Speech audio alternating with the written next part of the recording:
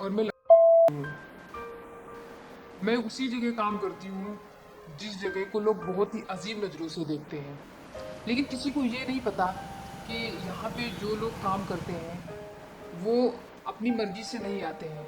उनकी कोई मजबूरी होती है या फिर उनको ज़बरदस्ती धकेला जाता है। ऐसे ही एक लड़की असम से आई हुई थी। स्टेशन से निकलने के बाद ना तो उसके पास खाने का पैसा था, ना तो उसके पास कहीं रुकने का पैसा था, और उसके पास नौकरी भी नहीं थी। वो अकेली लड़की, और अकेली लड़कियों को वैसे भी कोई नौकरी नहीं देता है, और उसको हिंदी भी नहीं आती थी। तो उसने क्या किया, अभी तो उसकी मजबूरी थी, तो इसलिए वो अपनी मर्जी से इस जगह पे आई काम करने के लिए। लेकिन काम करते करते वो उस जगह में ऐसे फंसी कि दोबारा वो वहां से निकल ही नहीं पाई।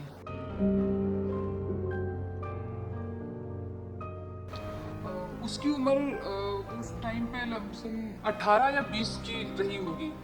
आज उसके पास पैसा है लेकिन वो बाहर नहीं निकल सकती।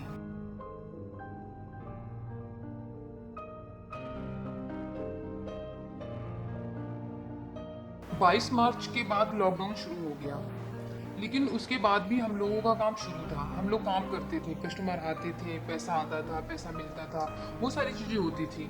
लेकिन धीरे धीरे 30 मार्च के बाद में प्रॉब्लम्स आने लगी हम लोगों को धीरे धीरे, क्योंकि जब ये बीमारी बढ़ी तो लोगों को लगा, पहले तो नॉर्मल लोग ले रहे थे, फिर उसके बाद में लोगों को लगा कि नहीं, ये बहुत ही बड़ी बीमारी है, महामारी एक हिसाब से जो चल रही अभी भी हो रही है वो चीज़ें। तो उसके बाद कस्टमर आना बंद हुए, हम लोगों को उन लोगों ने बुलाना बंद कर दिया। तो इस तरीके से बीच में बहुत ज़्यादा प्रॉब्लम्स आई हमें। कुछ लोग तो इसे एड्स भी ज़्यादा भयानक बीमारी मानते हैं, क्योंकि एड्स में क्या होता है, लोग अलग अलग लड़कियों के पास में जाते हैं, सेक्स करते हैं, कंडोम यूज़ करते हैं, तो वो सुरक्षित रहते हैं। लेकिन इस जो ये बीमारी है, कोरोना नाम जो बीमारी है, इसमें तो लोग अपनी बीवी के पास भी जाते हुए डरते हैं। ठीक है, तो बात की बात है, लेकिन इस टाइम पे क्या है ना कि कस्टमर आना बिल्कुल बंद हो गए, और हम लोगों का जो भी काम है वो बिल्कुल ठप हो चुका है। अभी हम लोग बिल्कुल खाली बैठे हुए हैं, कोई काम नहीं है।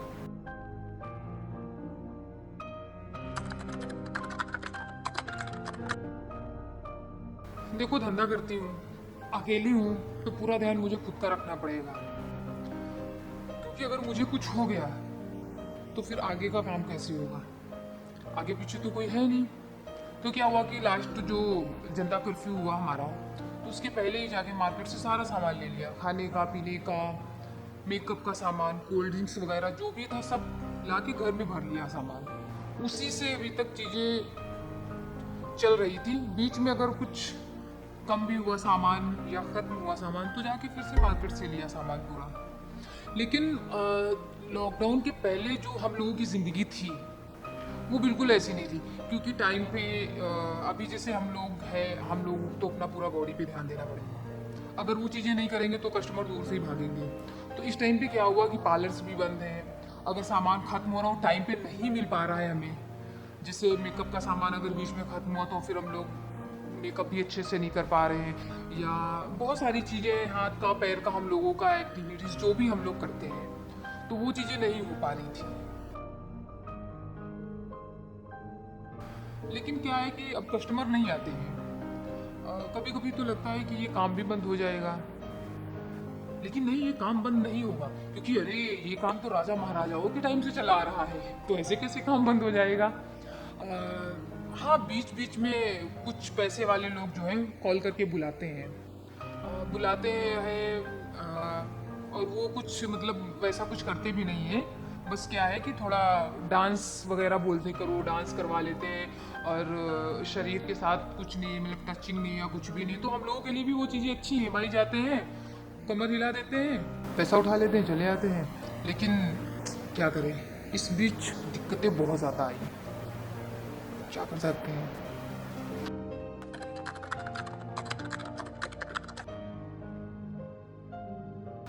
मेरी उम्र उस टाइम पे करीब 20 साल की थी, और उस टाइम मैं इतनी मोटी भी नहीं थी। मेरी माँ मैं 14 या 15 साल की कुछ थी ऐसी, जब मेरी माँ गुजर गई। और मेरे पापा ने क्या किया कि उन्होंने दूसरी शादी कर ली, सौतेली माँ घर पे आ गई। वो तो सबको अच्छे से पता है कि सौतेली माँ कैसी होती है। वो उल्टी सीधी बातें बोलना और पीटना, ये सारी चीज़ें थी मेरे साथ में जो हो रही थी उस टाइम पे। फिर अलग से पापा भी अगर आते थे शाम को घर आते थे काम से वापस, तो वो उनको भी बहुत उल्टी सीधी बातें बोलती थी मेरे को लेके। फिर वो भी मुझे पीटते थे। तो ऐसे चलता, मेरी आदत तो ऐसे बन चुकी थी दोनों का, मार गाली खा खा के बहुत, मतलब। बट एक दिन मेरे दिमाग में एक चीज़ आई कि कब तक ये सारी चीज़ें चलती रहेंगी, ये मुझे किचकिच बिल्कुल पसंद ही नहीं थी। तो मैंने क्या किया कि दिमाग में मुझे आया कि मैं घर से भाग जाऊँ। तो मैं दिमाग में आया और मैंने वो चीज़ की भी। मैं घर से निकल गई। मुझे लगा मैं बाहर जाऊंगी, मुझे अच्छी नौकरी मिलेगी और हो सकता कुछ लोग भी अच्छे मिल जाए, बट ऐसा कुछ नहीं हुआ। मैं 2 दिन तक, हाँ करीब 2 दिन तक मैं भटकती रही। उस टाइम पे ना तो खाने का पैसा, ना रहने का कुछ भी। तो फिर मुझे घर ही फिर से एकदम से दिखाई दिया कि नहीं नहीं घर ही जाते हैं, ठीक है कोई नहीं। तो 2 दिन भटकने के बाद मैं ना फिर घर वापस आ गई। लेकिन मुझे ये चीज़ नहीं पता थी घर वापस जाने से मेरे साथ वहाँ पे क्या होगा, क्योंकि मेरे पापा को ये लगता था कि मैं किसी लड़के के साथ में भाग गई हूँ और दोबारा मैं उस लड़के के साथ मुंह काला करवा के फिर से एंट्री ली मैंने घर पे। तो उन्होंने बात करनी ज़रूरी नहीं समझी मुझसे, ना तो उन्होंने क्वेश्चन मेरे से किया, पूछा कहाँ थी कहाँ नहीं थी। डायरेक्ट क्या हुआ, फिर शाम में मुझे मार पड़ी। मार पड़ने के बाद में मुझे तो जिसका अंदाज़ा नहीं था वो चीज़ उन्होंने की, मतलब मारा। और उसके बाद में उन्होंने मुझे घर से निकाल दिया, भगा दिया। फिर मैं घर से निकली फिर से दोबारा। निकलने के बाद में चलते चलते चलते चलते क्या हुआ, अब उसको आप चलना समझो या भटकना, मतलब भटकते भटकते क्या हुआ कि मैं सीधे रेड लाइन एरिया जो भी है, मैं कब पहुंची मुझे कुछ नहीं पता था। मतलब मेरे दिमाग में भी नहीं आया कि मैं कहाँ पे हूँ। बट उन लोगों ने क्या किया, मुझे अच्छे से रखा वहाँ पे। उन्होंने मुझे अच्छा खाना दिया, पीने को दिया, रहने को दिया। लेकिन मुझे तब वो चीज़ नहीं मालूम थी कि यहाँ से मेरी ज़िंदगी कैसे पलटेगी या आगे मेरी ज़िंदगी में क्या होने वाला है, वो मैंने कभी नहीं सोचा था। जो आगे मेरे साथ हुआ बता नहीं सकती मैं आपको।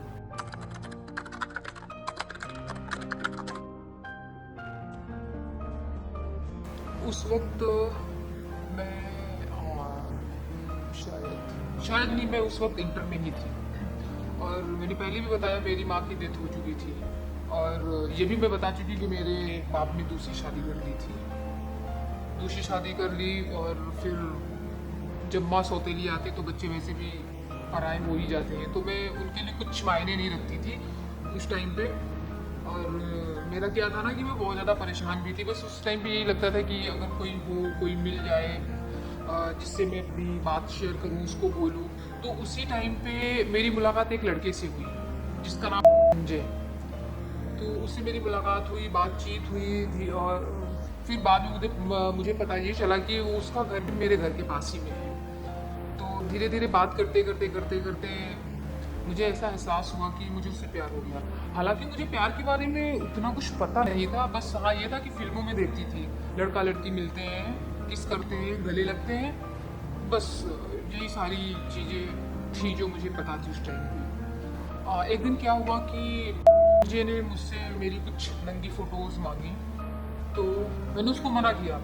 लेकिन मना करने का मेरा ये था ना कि अभी मैं ऐसे कैसे किसी को अपनी फ़ोटोज़ दे। बट उस टाइम पे क्या हुआ कि थोड़ा नाराज़ हो गया, बात मुझसे नहीं कर रहा था। तो मैंने भी सोचा कि नहीं अभी इस टाइम पे तो यही है मेरे साथ, तो मुझे इसको खुश करना है कैसे भी करके। तो मैंने उसको खुश करने के लिए अपनी 2-3 फ़ोटोज़ जो थी बिना टॉप की मैंने उसको भेज दी। फिर उसके बाद क्या था कि उसने भी मुझे कुछ 2-3 फ़ोटोज़, अपनी उल्टी सीधी फ़ोटोज़ उसने मुझे भेजी। एक दिन क्या हुआ कि संजय स्कूल से बंक करवा के ले गया, वो भी एक पार्क में। ऐसा नहीं कि पहली बार मैं उसके साथ में गई थी। उसके पहले भी मैं उसके साथ जाती थी, आती थी, उसके साथ घूमती थी। लेकिन उस दिन वो जब मुझे पार्क लेके गया तो वो कुछ अलग ही नज़ारा था। मतलब कि उसने बहुत कुछ मेरे साथ में किया और मुझे भी बहुत अच्छा लगने लगा। तो मैंने भी उसको मतलब जैसे उसने मुझे किस किया, हक किया, तो मैंने भी उसको किस किया, हक किया। और सिर्फ फिजिकल रिलेशन नहीं हुआ वहाँ पे, लेकिन ये सारी चीज़ें वहाँ पे हुई। फिर मेरा भी मन होने लगा कि कुछ और आगे हो, हम लोग कुछ और आगे कर सकते हैं। मतलब ऐसे तो उसने क्या किया कि उसका एक दोस्त था, उसने उस दोस्त को फ़ोन किया। फ़ोन करने के बाद में उससे जो भी बात हुई हो, तो उसने मुझे के साइड लेके गया वो बाइक से। और फिर वहाँ पे उसके दोस्त का रूम था 2 सीट का। मैं पहली बार जे के साथ रूम में गई तो जे ने मुझे अपने आप से चिपका लिया बहुत अच्छे से। फिर उसके बाद में क्या किया, धीरे धीरे वो अपने कपड़े एक एक करके निकालने लगा। फिर उसके बाद में वो मेरे भी एक एक कपड़े करके उसने भी निकाल निकाल के फेंकने शुरू कर दिए। मतलब एक जो मुझे नई चीज़ें पता थी, बट ये था कि हाँ, ये चीज़ें तो लड़का लड़की जो भी होता है, जो लोगों के साथ में होता है। लेकिन मेरा वो फर्स्ट टाइम था, तो मुझे मतलब खुशी भी हो रही थी और उसके बाद में थोड़ा अजीब भी लग रहा था कि ये क्या हो रहा है। लेकिन जो भी था वो बहुत अच्छा था। मतलब वो सारी चीज़ें मेरे साथ में उस दिन हुई और मुझे बहुत अच्छा लगा।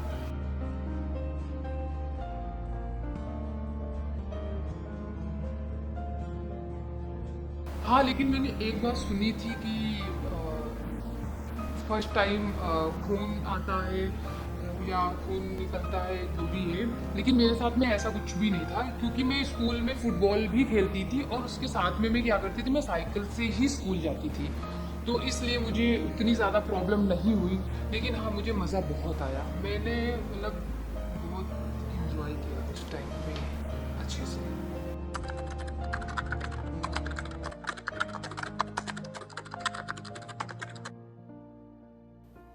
ये मुझसे बहुत ज़्यादा प्यार करता था और उससे ज़्यादा मैं उससे प्यार करती थी। लेकिन बात ये थी कि उस टाइम तक अपने घर पे मेरे बारे में बात नहीं की थी। और बात जब उसने बात नहीं की थी तो फिर वो मुझे अपने घर पे रख भी नहीं सकता था। दूसरी चीज़ ये थी कि मैं बताना भी नहीं चाहती थी कि मैं 2 दिन के लिए बाहर गई थी, तो इसलिए मेरे बाप ने मुझे अपने घर से निकाल दिया। हो सकता है उसको चीज़ें बुरी लगती, तो इसलिए मैंने जानबूझ के उसको कॉल नहीं किया। फिर उसके बाद में वो दिन था और आज का दिन है, हम लोगों की ना तो बात होती है, ना हम लोग उसके बाद में एक भी बार मिले एक दूसरे से। तो रीज़न यही था बस।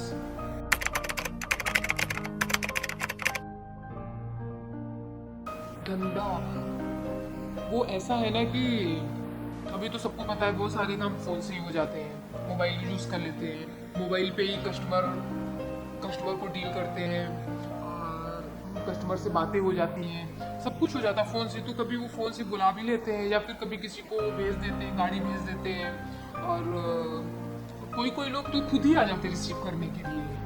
तो इस तरीके से धंधा चलता रहता है। और कई बार तो ऐसा भी हुआ कि मैं पूरा एकदम अच्छे से रेडी होके अपना सूट बूट में मेकअप वेकअप करके आराम से मैंने सोचा जाके खड़ी होती, हो सकता कोई कस्टमर मिल जाए, तो अपना मेंटेनेंस बना के जाके रोड के ऊपर खड़ी हूँ पागलों जैसे। लेकिन क्या है साला, ये कोरोना के डर से कोई ले जाने को तैयार ही नहीं होता है, क्या कर सकते हैं अभी।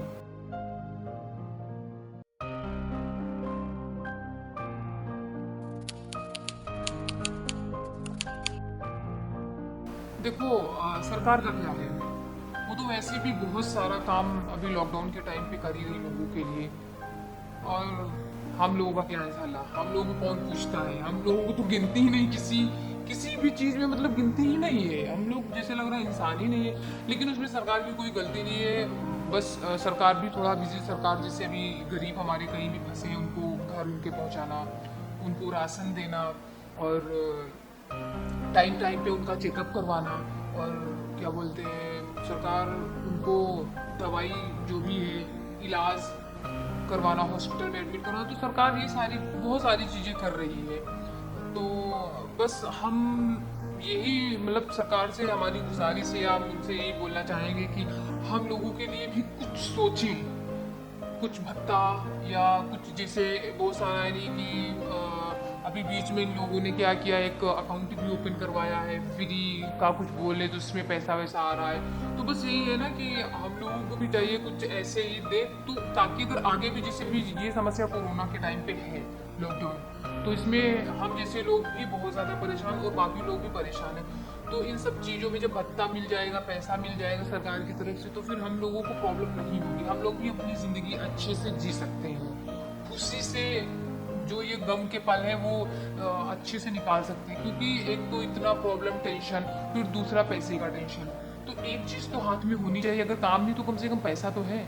तो बस हमारी यही गुजारिश है सरकार से कि हम लोगों के लिए भी कुछ सोचे, भत्ता या जो भी चीज़ें उनको समझ आए वो हम लोगों के लिए करें।